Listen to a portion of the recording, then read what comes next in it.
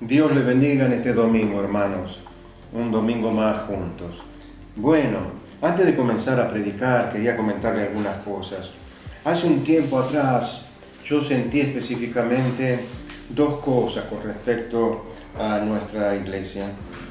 Una es buscar nuestra relación con Dios en una forma más profunda, más íntima, buscarle más a Él.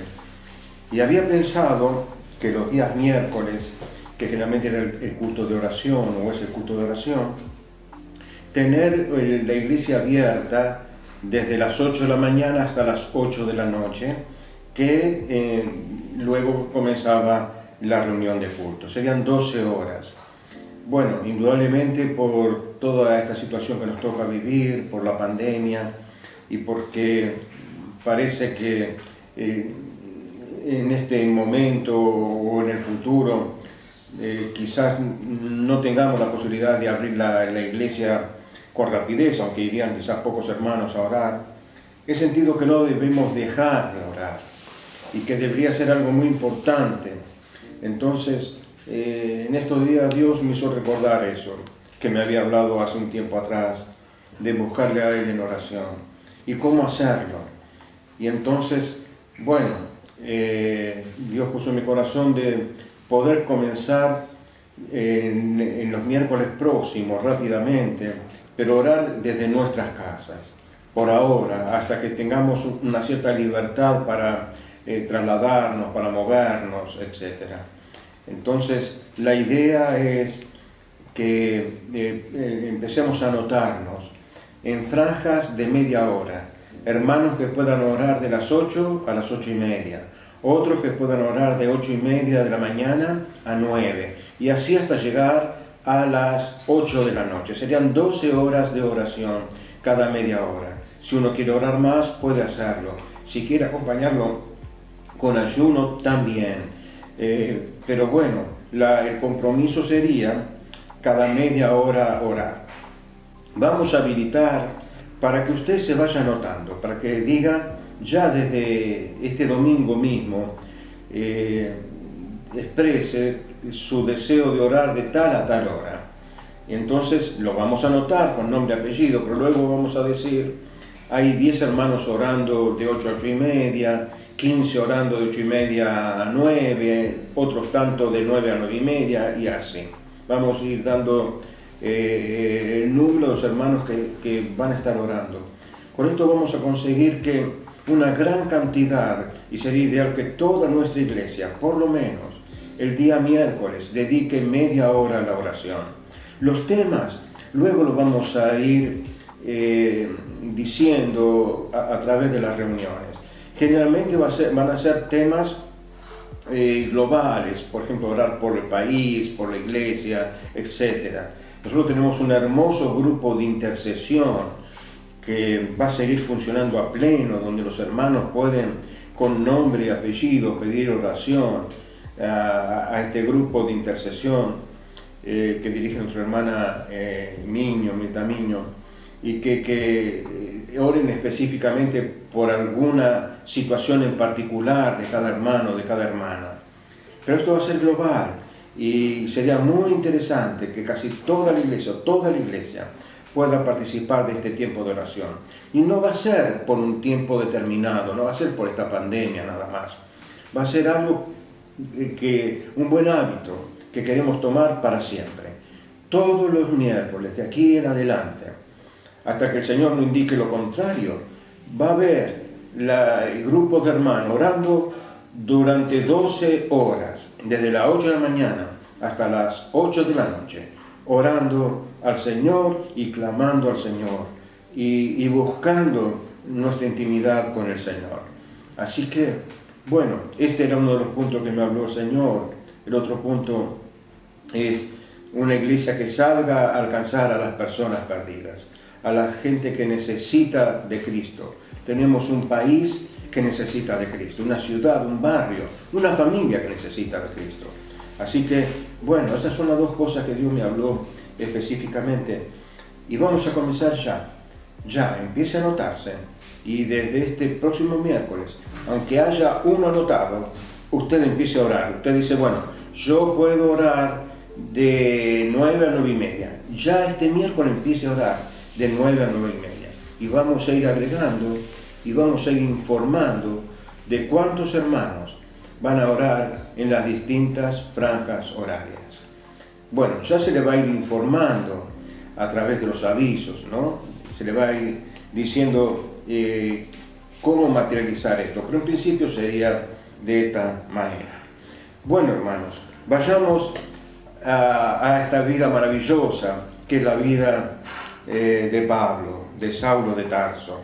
Lo vimos en la última predicación, allí en el concilio de Jerusalén, peleando. Vimos que su vida, al final, fue una pelea. Él dice en Timoteo, he peleado la buena batalla. Y fue una pelea con los de afuera, a veces los persiguieron, y quedó como muerto, apedreado, como en Listra. Y en otras ciudades tuvo que escapar en un canasto. Bueno, sufrió azotes, naufragios. Pero también tuvo problemas con los de adentro. Y vimos que en ese concilio de Jerusalén se decidía algo muy importante.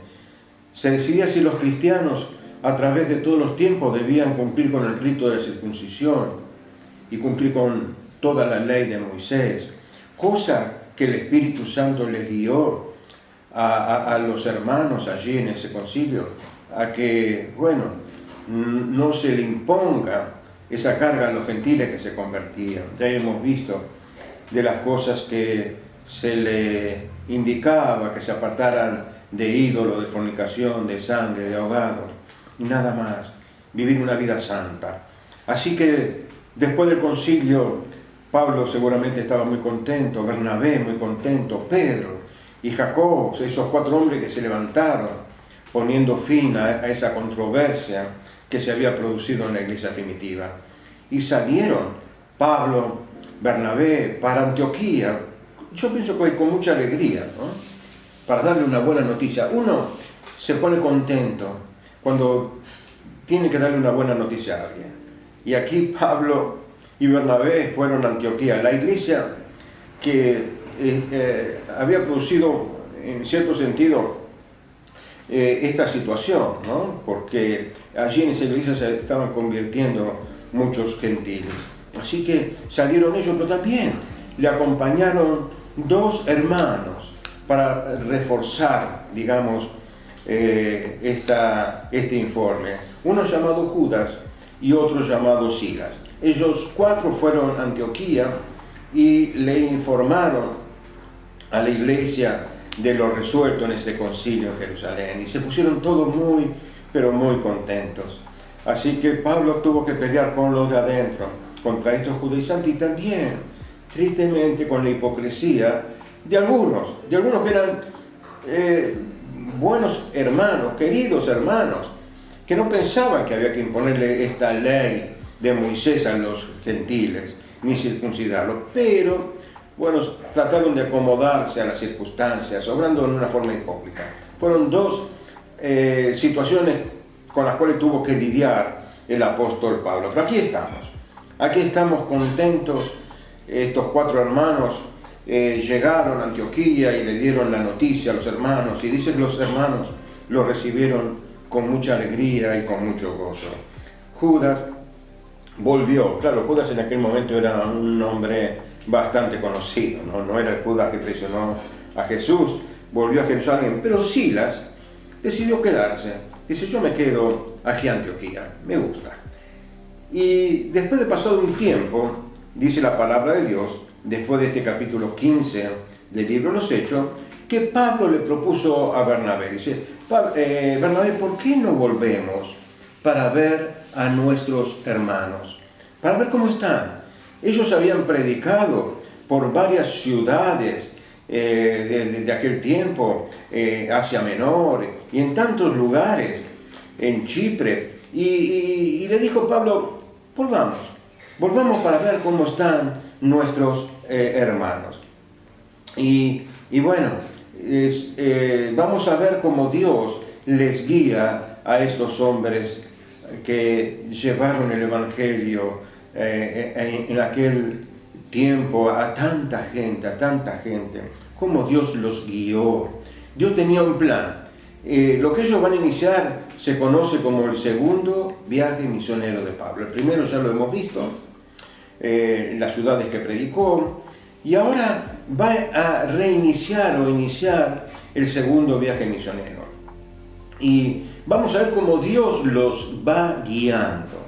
El Espíritu Santo les guía a estos hombres de Dios, los va guiando para llevarlos a donde el Espíritu Santo quería. Vemos entonces los preparativos, leemos ahí en la Biblia. Qué bueno es ser guiado, ¿no? Nosotros tenemos una guía importante que es el Espíritu Santo. El ser humano necesita guiar. Dicen que es uno de los seres más indefensos cuando nacen, que no tiene ninguna clase de defensa y necesita mucho de los padres. Y hermanos, nosotros necesitamos ser guiados desde nuestra niñez. Y qué bueno, y qué responsabilidad grande es para los padres cristianos guiar a los hijos en el camino de Dios. En este tiempo tenemos que cumplir con esta gran responsabilidad que tenemos de guiar a los más jóvenes, de guiar a nuestros hijos, a nuestros hermanos más jovencitos. Esa es nuestra tarea. Pero tenemos a alguien que nos guía también. Cuando ya empezamos a recorrer este camino, el camino de la salvación, este camino hermoso que hemos comenzado cuando nos convertimos, tenemos una guía, y es la guía del Espíritu Santo. Si le daría un título, es el Espíritu Santo guiando al apóstol Pablo. El Espíritu Santo guiando al apóstol Pablo. Entonces miremos un poco este pasaje del libro de los Hechos, donde nos relata lo que les vengo contando, valga la redundancia, los preparativos y cómo Dios va guiando a sus siervos al destino que Él había dispuesto. Dice en Hechos capítulo 15, versículo 36, después de algunos días, Pablo dijo a Bernabé: volvamos a visitar a los hermanos en todas las ciudades en que hemos anunciado la palabra del Señor, para ver cómo están. Y Bernabé quería que llevasen consigo a Juan, el que tenía por sobrenombre Marcos. Pero a Pablo no le parecía bien llevar consigo al que se había apartado de ellos desde Panfilia y no había ido con ellos a la obra. Y hubo tal desacuerdo entre ellos que se separaron el uno del otro. Bernabé, tomando a Marcos, navegó a Chipre, y Pablo, escogiendo a Silas, el que había venido de Jerusalén, ¿recuerdan?, para traer la noticia a Antioquía, salió encomendado por los hermanos a la gracia del Señor y pasó por Siria y Cilicia, confirmando a las iglesias. Después llegó a Derbe y a Listra, y aquí había allí cierto discípulo llamado Timoteo, hijo de una mujer judía creyente, pero de padre griego. Y daban buen testimonio de él los hermanos que estaban en Listra y en Iconio. Quiso Pablo que éste fuese con él, y tomándole le circuncidó por causa de los judíos que había en aquellos lugares, porque todos sabían que su padre era griego. Y al pasar por las ciudades les entregaban las ordenanzas que habían acordado los apóstoles y los ancianos que estaban en Jerusalén, para que las guardasen. Así que las iglesias eran confirmadas en la fe y aumentaban en número cada día.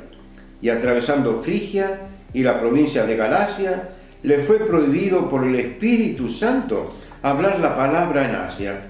Y cuando llegaron a Misia, intentaron ir a Bitinia, pero el Espíritu no se lo permitió. Y pasando junto a Misia, descendieron a Troas. Y se le mostró a Pablo una visión de noche. Un varón macedonio estaba en pie rogándole y diciendo: pásanos a Macedonia y ayúdanos. Cuando vio la visión, enseguida procuramos partir para Macedonia, dando por cierto que Dios nos llamaba para que les anunciásemos el Evangelio. Aquí vemos entonces, en primer lugar, los preparativos para este segundo viaje misionero. Algunos detalles. Primero, ¿qué era lo que le motivaba a Pablo volver a visitar a las iglesias que él había fundado? Volver a visitar a los hermanos a los cuales le había predicado el Evangelio. ¿Cuál era la motivación? La fama, le gustó el lugar donde estaba en esa iglesia, quería hacer turismo, el dinero, ¿qué era lo que le atraía? ¿Por qué él quería volver a esos lugares donde ya había estado? Y aquí el versículo 36 dice, ¿cuál era la motivación de este segundo viaje misionero? Dice allí en el capítulo 10:36, al final, dice, para ver cómo estaban. Pablo estaba preocupado por la gente. A veces uno escucha números, ¿no? Un evangelista tal, no tengo nada contra ningún evangelista, ni contra ningún pastor, ni nada, pero a veces manejamos números, y los números no son números nada más, son personas. Y en tal lugar se convirtieron 1000, en el otro 5000 y 3000, y muchas veces a través de esos números se busca la gloria propia. Pero aquí él no habla para ver la cantidad, para volver a ver a tantos hermanos que se convirtieron por nuestra predicación. No. ¿Cuál era la preocupación de Pablo? Para ver cómo estaban. El corazón de un pastor se preocupa por las ovejas, a ver cómo están las ovejas, la perniquebrada, la que está enflaquecida, la que está con problemas. Ese es el trabajo del pastor, ese es el trabajo del siervo de Dios. La gran motivación para emprender este segundo viaje misionero era ver cómo estaban los hermanos. Queridos, nos debe preocupar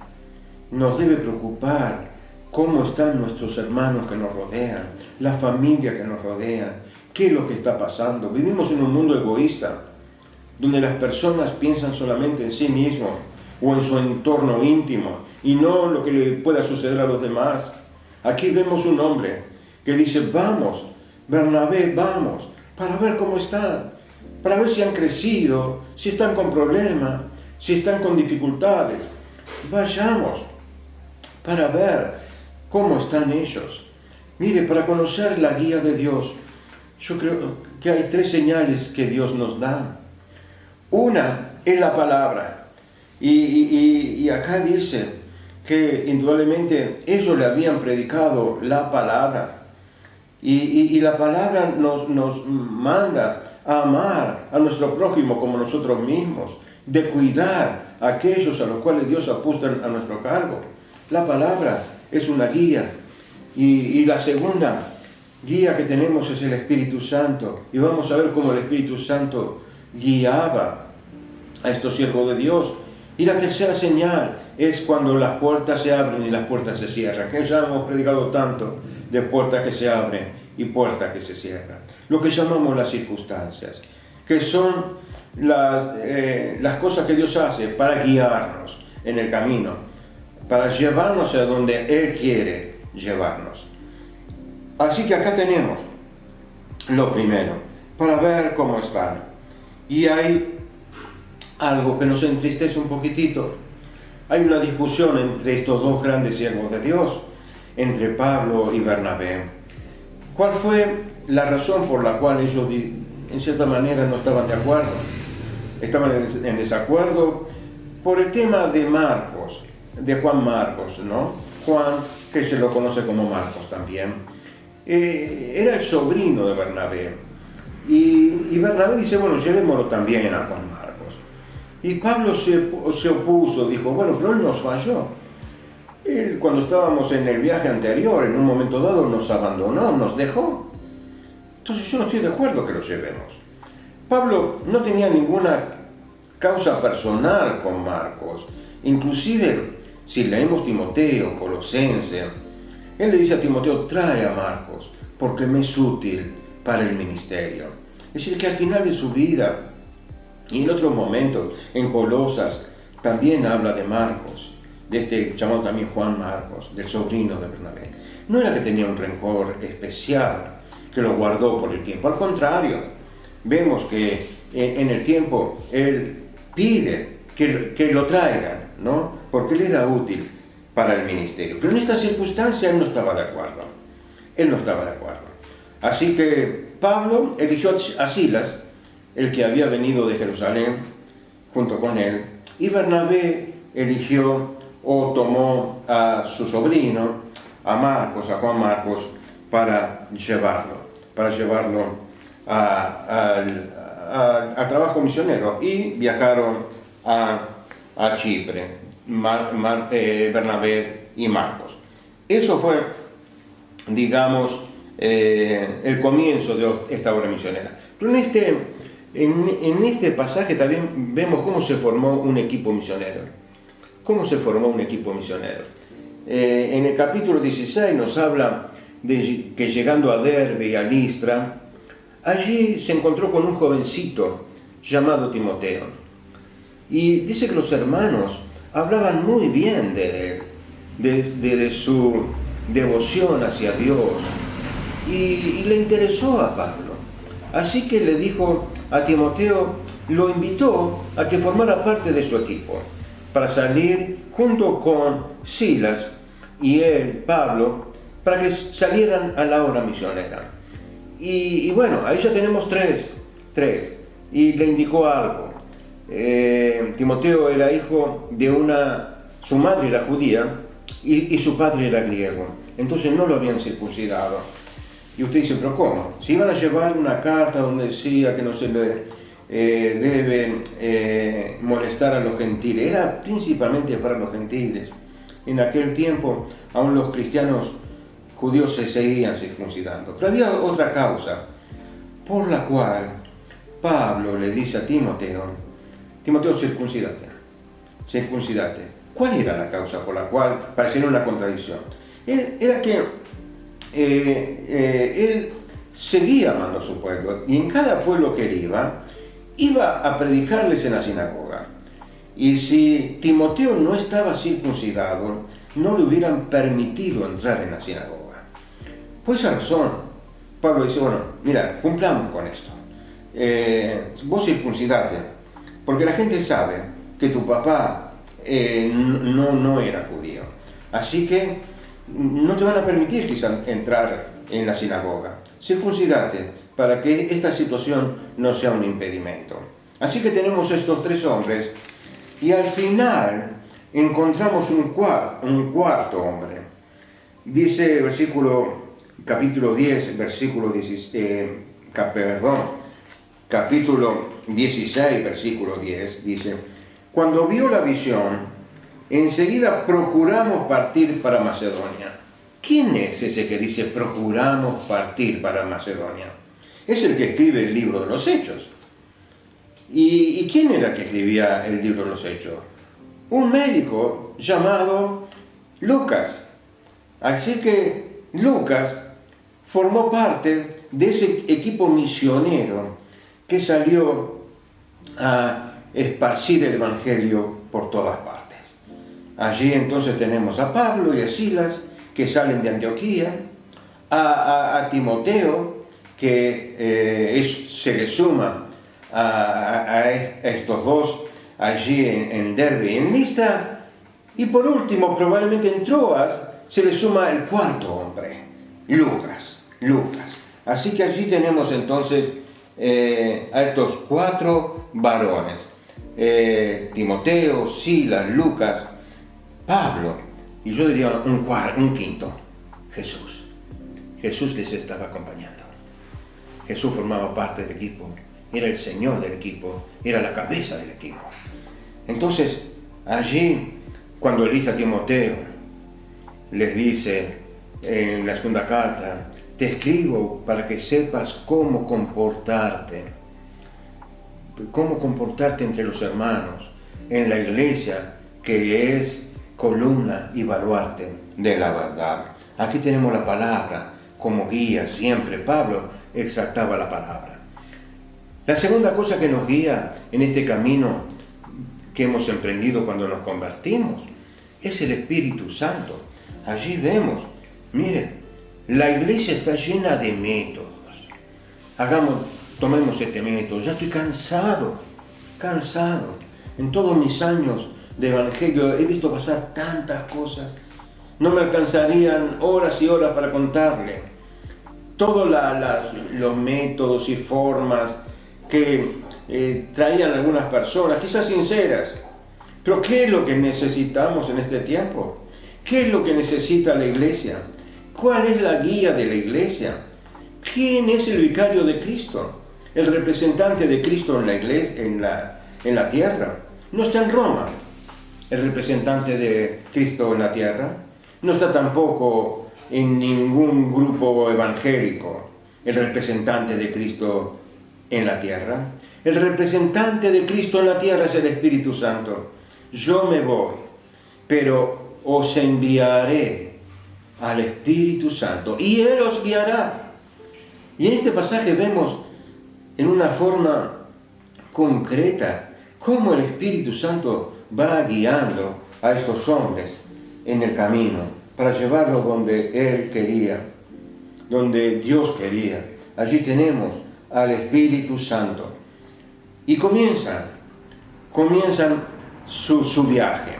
No sabían cuál era el destino final de su viaje. Así que lo primero que hacen es visitar las distintas iglesias que él había ya visitado y fundado. Muchas de ellas habían sido fundadas por Pablo y Bernabé en el primer viaje misionero. Así que ellos visitan estas iglesias y le entregan la resolución del Concilio de Jerusalén. Y hubo un gran gozo y una alegría grande. Le dicen, mire, estas son las 4 cosas que han resuelto los apóstoles y ancianos de Jerusalén. Estas 4 cosas, que os abstengáis de carne, de sangre y de ahogado, y que no caigan en la idolatría, y bueno, sobre todas las cosas, ¿no? Ser guiado por el Espíritu Santo. Esas cosas eran importantes. No caer en la idolatría, no caer en la fornicación y lo que hemos dicho. Eran cosas importantes. Y bueno, y allí se los dice. Se los dice a cada iglesia donde va y eran recibidos con gran gozo. Pero después quieren ir a Asia. Y dice que no se les permitió hablar en Asia. Dice la Biblia aquí, en el pasaje que hemos leído, que el Espíritu Santo no les permitió hablar en Asia. Era malo hablar y transmitir el Evangelio a aquella gente de Asia. No, pero el Espíritu Santo tenía otros planes. Y nosotros como cristianos debemos seguir los planes de Dios. Debemos dejar que el Espíritu Santo nos guíe. Así que dice, no se les permitió hablar en Asia. Entonces dijeron, vamos para Bitinia. Y no se les permitió. El Espíritu Santo le dijo, no, Bitinia tampoco. Ni Asia, ni Bitinia. Y ellos siguieron el camino del largo. Siguieron. Bueno, ¿en qué forma el Espíritu Santo les indicó que no debían ni hablar en Asia, ni pasar por Bitinia? ¿De qué forma? Por profecía, probablemente. Nosotros recordamos a Ágabo, un profeta de aquel tiempo, que un día le profetizó a Pablo que él iba a sufrir mucho cuando iba a Jerusalén, que iba a ser atado de pies y de manos y que iba a ser rechazado. Probablemente el Espíritu Santo usó a alguien, o de alguna forma el Espíritu Santo les hizo entender a estos hombres de Dios que no tenían ni que hablar allí en un lugar en Asia, ni pasar por Bitinia. Y siguieron camino. ¿Y dónde fueron a parar? A Troas, la antigua Troya, que era un puerto, ¿no? Era un puerto. Y ahí, probablemente en ese lugar se le sumó Lucas, el médico amado. Muchos dicen que probablemente Pablo necesitó de la atención de Lucas, el médico, y Pablo le debería haber hablado del Señor, como lo hacía con todos los hombres. Y la historia sigue. ¿Qué pasa en Troas? ¿Qué sucedió en Troas? De pronto Pablo dice que vio una visión y vio a un varón macedónico, un europeo. Él hasta ese momento no había pisado Europa. Su ministerio se había desarrollado en Palestina, en Asia Menor, en el Oriente Medio, pero hasta ese momento nunca había pisado territorio europeo y ahora ve una visión. La visión es algo objetivo, una cosa son sueños, es algo subjetivo. En el sueño uno está dormido y tiene un sueño, a veces Dios habla por sueños. Se cumple lo que la Biblia dice, ¿no? En los primeros capítulos de este libro de los Hechos, que verán sueños y verán visiones, que el Espíritu Santo iba a ser derramado sobre toda carne, y vuestros hijos y vuestras hijas.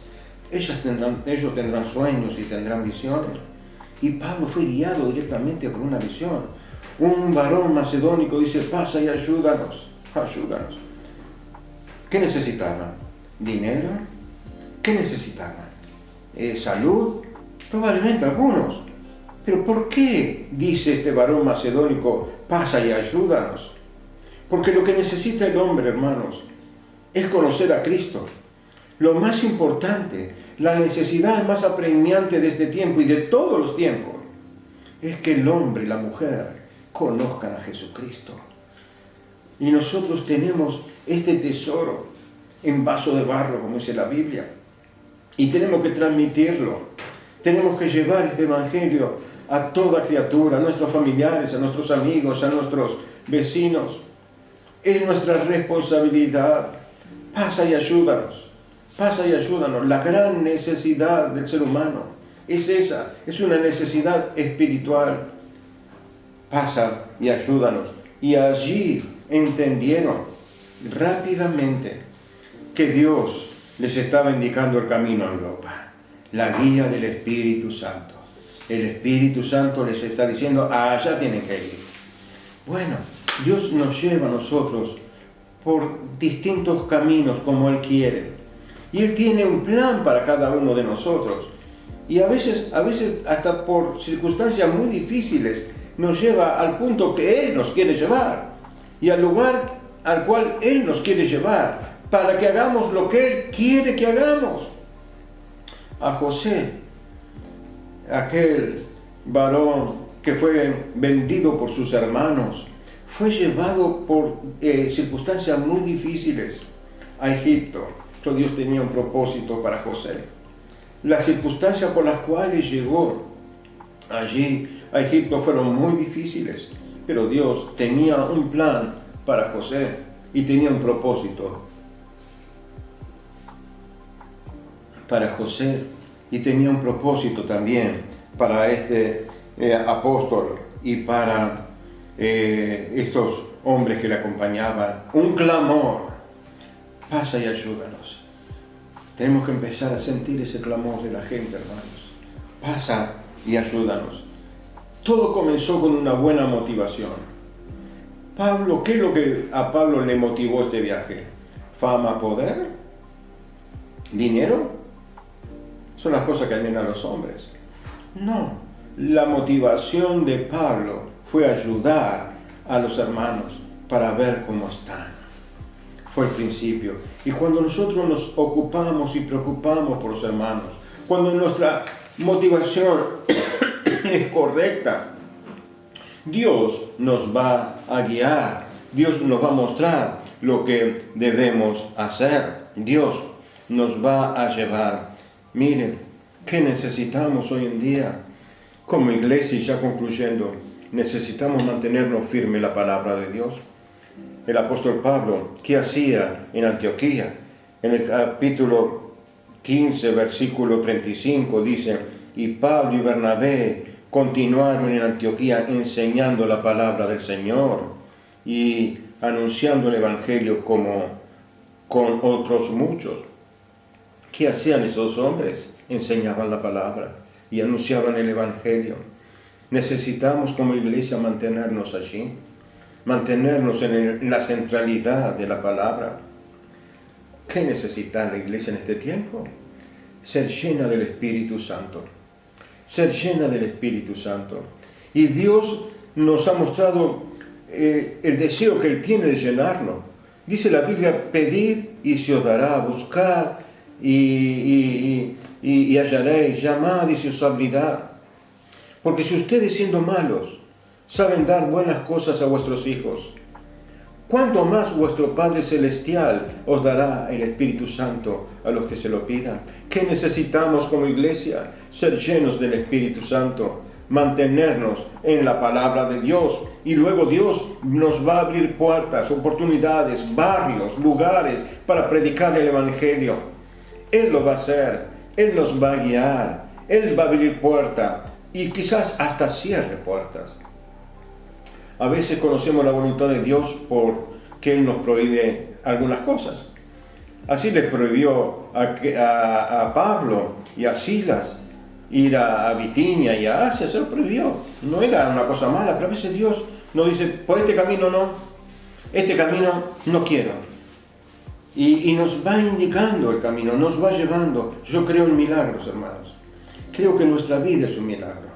Cuando yo miro hacia atrás mi vida, y creo que si ustedes miran hacia atrás su vida, van a ver muchos milagros de Dios, cómo Dios los fue guiando y cómo Dios le fue llevando en su vida privada, cómo conocieron al Señor.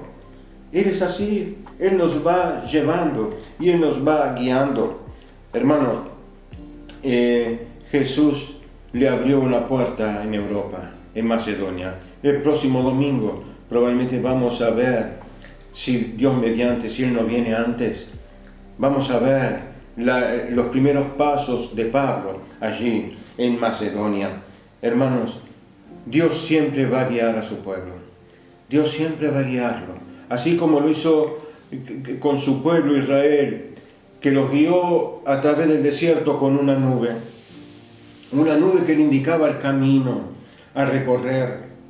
Cuando se movía la nube, ellos se movían. Cuando se detenía la nube, ellos se detenían.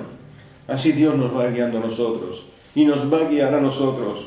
A veces nos van a decir, quédense quietos, esperen.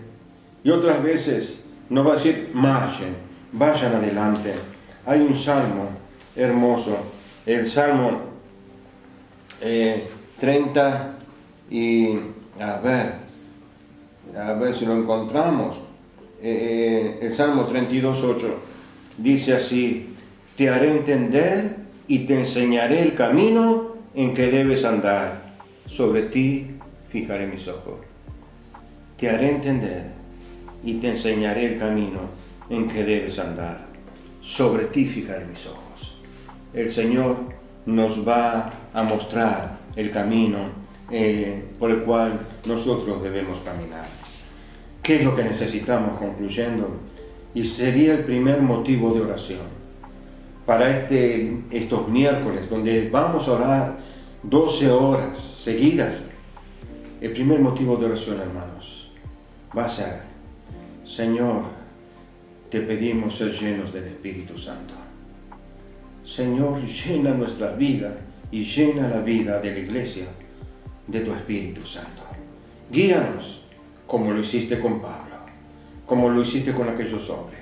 Guíanos para poder hacer tu voluntad en cada momento de nuestra vida, como cristianos individualmente, como familia y como iglesia. Señor, llénanos con tu Espíritu Santo.